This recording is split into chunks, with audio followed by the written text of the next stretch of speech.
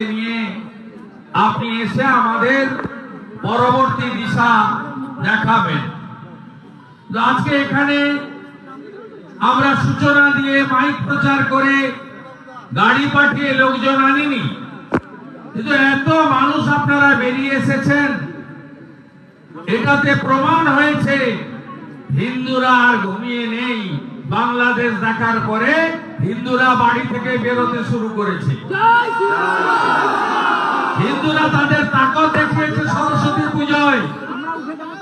যোগেশচন্দ্র কলেজে বলছে সাবির আলী তৃণমূলের ছাত্র নেতা।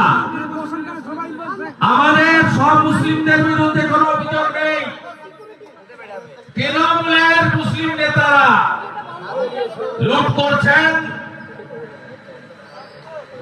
সনাতন ধর্মের কাজে বাধা দিচ্ছেন, পুলিশকে ব্যবহার করছেন এবং যা খুশি তাই করছেন রাজ্য জুড়ে। হিন্দুরা ঐক্যবদ্ধ হচ্ছে, শুধু যোগেশচন্দ্র নয়, নদিয়া জেলার হরিণঘাটার নগর উখড়ায় তৃণমূলের বুথ সভাপতি আলামিন মন্ডল ধমকাতে গেছিলেন, ফল হয়েছে উল্টো। একদিনের সরস্বতী পুজো 3 দিন ধরে স্কুলে হয়েছে। আজকে হিন্দুরা তাকত দেখাচ্ছে, বাঙালি হিন্দুরা জনজাতিরা তারা বুঝেছেন বাংলাদেশের পরে এই লড়াই টিকে থাকার লড়াই নয়, অস্তিত্ব রক্ষার লড়াই। 51 প্রথম সেন্সাসে পশ্চিম বাংলায় আমরা 85% ছিলাম, আজকে 67%। যেদিন 50% নিচে নেমে যাবেন সেদিন সংবিধান চলবে না। কি চলবে আপনারা জানেন।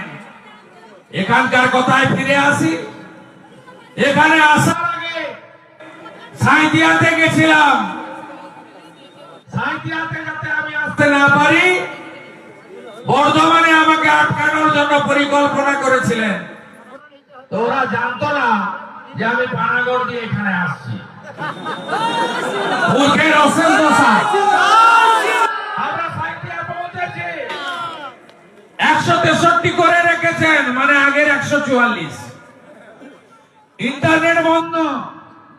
5টা ওয়ার্ডে 12 জন হিন্দুর মাথা ফাঁক করে দিয়েছেন, জেলে নিয়ে গেছেন।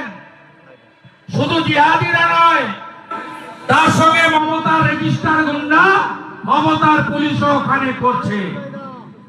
আপনি আটকাতে পারলেন আমাদের?